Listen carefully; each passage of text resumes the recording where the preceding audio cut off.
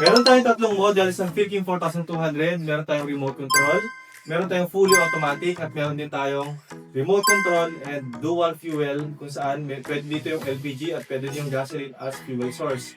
Meron itong 4,200 watts na maximum power at rated 3,800 watts. Samahan mo pa ng remote control, kaya naman hindi ito mapapag-iwanan kahit ito yung pinaka low end or pinaka low variant dito sa 4,200.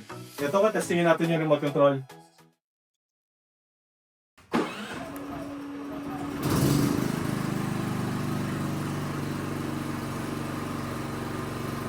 Napakadali i-start ng generator na to dahil sa kanyang remote control. Set agad natin sa 150 amperes yung ating welding machine. Set natin sa economy off yung ating 4,200 kapag malalakas yung load na ipapasok natin sa ating generator.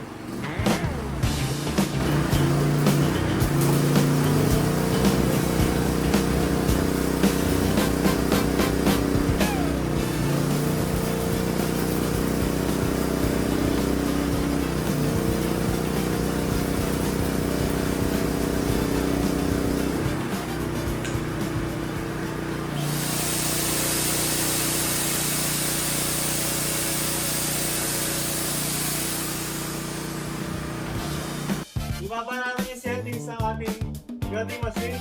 Sabay natin yung ating grinder.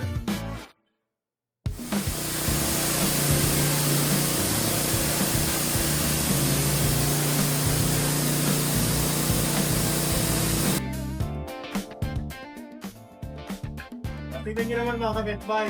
Kahit sabay pa yung ating welding machine at yung ating drill, walang problema. Hindi siya nag-overload.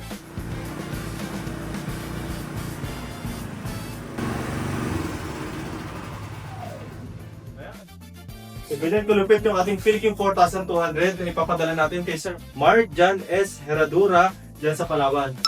45,500 plus shipping fee sa LBC cash and delivery nationwide.